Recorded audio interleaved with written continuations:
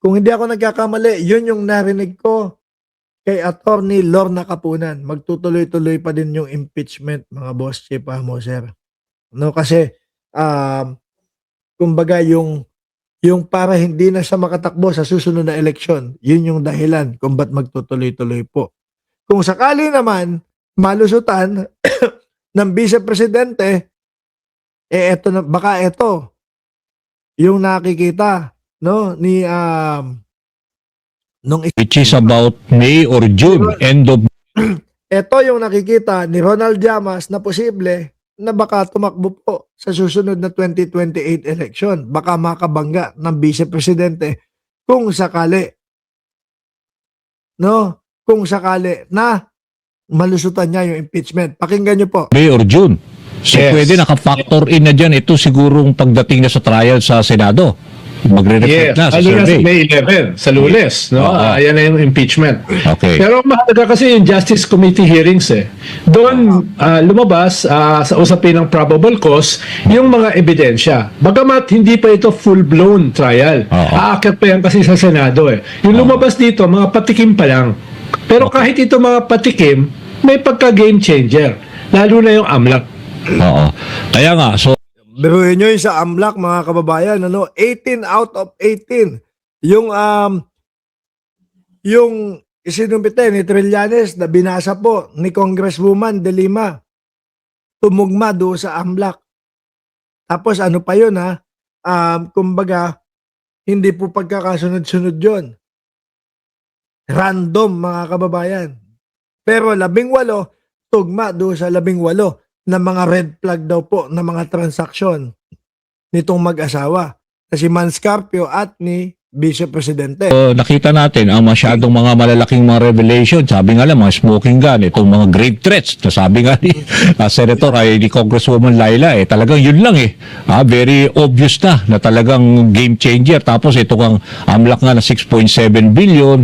Tapos wala pa yung Madriaga doon. Tapos yung earlier, yung confidential funds. So, Dali, no? At parang hindi ganun kagaling yung mga sagot nila eh. No? Ibawa, sa confidential Actually, madami na po nakakahalata sa kanila eh. Nagkakandalabo-labo na ho sila eh. Baka nga totoo talaga yung sinasabi na may binato ng laptop, itinatanggi lang nila. Pero, ako naniniwala ako sa Vice Presidente na hindi totoo yung may binatong laptop. Bakit po? Kasi yung sabi niya, ang dahilan niya, na hindi totoo yung may binatong laptop kasi hindi naman daw po siya marunong mag-laptop. So siguro, mga kababayan, yung mga taong marunong lang mag-laptop, yung mga kayang humawak ng laptop tapos ihagis kapag ka nabagagalit. Ano po? Doon sa sitwasyon na yun, naniniwala ako sa Vice Presidente na kaya hindi siya pwedeng mambato ng laptop kasi hindi siya marunong gumamit ng laptop. Okay yung mga palusot. Sabi ni Ma'am Marites Musni, sana talaga magkaroon na ng verdict kay Digong. So decision can't be undone dahil pag sakali lumusot si Lustay, pwede niyang pauwiin si Digong kung siya na ang presidente. At ako naniniwala na yan ang sasabihin nila sa mamamayang Pilipino na pag ako binoto ninyo, kayang-kaya kong pauwiin si dating Pangulong Duterte. Yan ang mga nila, ipambabala nila doon sa kanilang kampanya. Presidential fund, may basihan yan eh. COA yan eh. Yung disallowance, no? Yung kay Madriaga, medyo nagkamali siguro sila. Dininay ni Vice President na nakakilala sila. Absolutely, nakilala niya. Alam nyo kung sinabi nga lang mismo ng Vice Presidente, oo, kaibigan ko yan, okay. Tapos na siguro. Ano?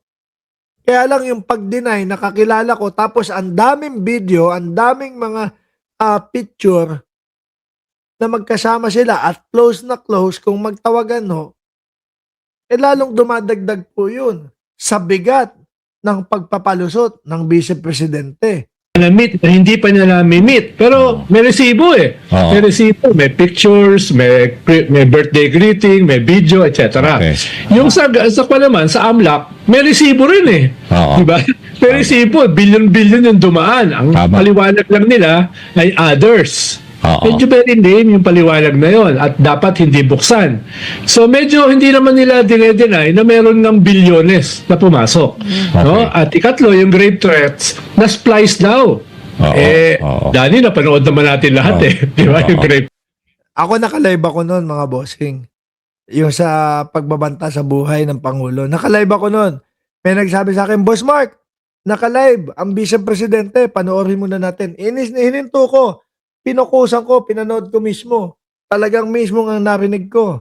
Pagbabanta sa buhay ng Pangulo, asawa ng Pangulo, at ni Congressman Martin Romualdez. Sabi ni Ma'am Letty Alyabo, good morning Sir Mark Ramos, shout out lahat ng vlogger ni PBBM. No, ako po ay hindi ako vlogger ni Pangulong Bongbong Marcos. Pero ako po ay sumusuporta sa gobyerno ni Pangulong Bongbong Marcos. Ayun po, ano? Kasi kapag tipong sinabing vlogger ni Pangulong Bongbong Marcos, ang unang pumapasok is binabayaran o talagang inilagay ako dito ni Pangulong Bongbong Marcos para mag-vlog at depensa siya. Hindi po. No?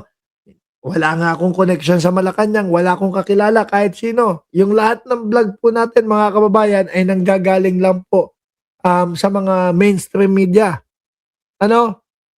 So, pinili ko lang na suportahan ng Pangulo. Bakit po? Kasi nakikita naman natin na maganda ang kanyang ginagawa. threats. Oo. Napanood naman ng buong Oo. mundo. So hindi ganun kagaling yung pagsagot, no? Kaya patuloy silang lulubog, tingin ko, sa mga susunod na survey dahil yung management ng issue medyo sablay. Okay. So, for now kasi, habang tumataas ang numero ni Tulfo at saka ni Leni Robredo, both of them naman pareho nagsabi, hindi sila tatakbo. Ang tanong dyan, can they field up a single candidate na everybody will support? Let's say lahat ng mga anti-Duterte, yung binabanggit mo rin noon to yung broader coalition against the Lahat ng anti-Duterte, okay? Duterte group. So, is this something na tingin mo mas magiging may batayan lalo kung tutulungan pa sila ng, let's say, the present administration? Well, ang tingin ko, lahat ng mga non-Duterte ay kahit hindi naman sila ganun Oy, tayo yun, ha? katalino, hindi naman sila ganun kabobo para isipin na more than one candidate ay makakatalo kay Sara. Tingin ko lahat naman sila, ang tingin, Oo. isa lang dapat. Isa lang. One on Kung one. kakaroon ba ng coalition, I doubt it. Mhm. Paano nga Ako, yung sa akin po, ang nakikita ko dyan, pagtuluyan na nagsama ang pink at pula, no, kagaya nung lagi kong binabanggit dito, bagay, 2 years pa naman, mga kababayan, maaari at posible pa na yung sinasabi ni Atty. Leni Robredo na siya ay hindi natatakbo nasyonal, pwede pang magbago ho yun, mga bossing, no? Tapos tatambalan ng Pangulong Bongbong Marcos bilang Vice Presidente. Yun, 100% mga kababayan. Sigurado, kahit sino yung maging katambal o maging Vice Presidente ni Sara Duterte, ilalampaso ho yun, mga bossing, no? Kailangan lang talaga tuloy-tuloy na magkaisa yung pink at pula, lampaso yung mga yan. may mga bagahe ang bawat isa, may mga dynamics. So malamang ay may unwritten agreement na isa lang ang kandidato. At for now, yung lumalabas na viable, na kayang lumaban kay Sara, ay si Vice President Leni Robredo. Kahit Oo nga, oh. sabi niya na hindi pa siya tatakbo dahil pangit naman na sabihin niya na tatakbo siya, wala pang 10 buwan na nanalo siya sa Naga. Di ba? Hindi maganda Tama, naman. tama, kaya nga. No? So, kung sakali, Tsaka ako, yung mga taga-Naga, maniniwala ako kapag nakita nila yung sigaw ng mamamayang Pilipino na si Atty. Leni Robredo ang pinipilit, pinupush para tumakbo sa pagka-presidente. Magbibigay laya po yung mga taga-Naga No, kasi buong Pilipinas po ang hihilumin mga kababayan. Ang tanong, sino ang magiging katambal bilang vice-presidente ni Atty. Leni Robredo? Yung mga Tiganaga at yung mga ibang mga mamamayan ay magkakaroon ng clamor, tingin ko mag-o-open naman siya. Tingin ko yung mga tulpo, no, as a brand, as a group, ay open sila na mag-unite with Leni. Nababanggit naman nila yan eh.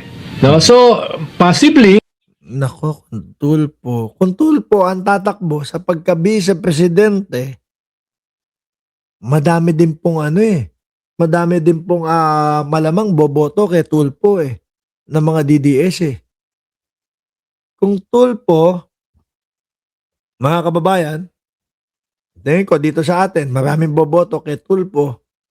Yung mga sumusuporta kay Pangulong Bongbong Marcos, may tulog din ho yung mga taga-Berde. in the future, magkakaroon ka ng not really a coalition, no, an alignment of only one presidential and vice presidential candidate. Ibang usapin yung Senado. No? Ibang usapin yung Senado. Pero yan ay hindi magiging formal coalition between the government and the Pink Lawans. No? Yan ay more parang unwritten agreement na isa lang ang kandidato. No? Kung ano magiging specifics yan, hindi natin alam. Oo, yun, tama yun. No? Pink at pula, isa ang kandidato, okay na yun. Lampaso na yun, mga kababayan. Kasi, bakit? Kung si Atty. Leni Robredo tumakbo dyan, tapos ang vice-presidente, sabi ni Pangulong Bongbong Marcos, it's either siya or nasa government ngayon. Siyempre, kung sino po yung iboboto natin, kung sino po yung itinaas ang kamay ni Pangulong Bongbong Marcos at kung sino ang katambal nun, yun iboboto natin. Vice versa lang po yun, mga kababayan. Sabi ni Ma'am Chris Rose, wag babae ang presidente, malambot ang puso ng mga babae. Pwede din ba kasi Gibo, tapos ang vice-presidente, baka kapag hindi talaga na puwersa at napilit si Atty. Leni Robredo, pwede din si Risa Ontiveros, vice-presidente. Yan, pink at pula din ho yan, mga kababayan. Basta, kapag ganyan yung naging setup, tingin ko po talagang basura ang kalalagyan ng mga berde, mga kababayan. No? Sana ganyan. Isa lang ang kandidato, panigurado ko. Yung mga DDS, wala na ho yan. Anyway, mga bossing, talagang medyo Makati ang lalamunan natin. Babawi ako sa inyo, no? Sa mga susunod na mga vlog natin. Maraming salamat sa ngayon. God bless po. At yung mga late at hindi napanood yung live natin, pwede nyo naman po panoorin ng replay. Maraming salamat and God bless po sa ating lahat.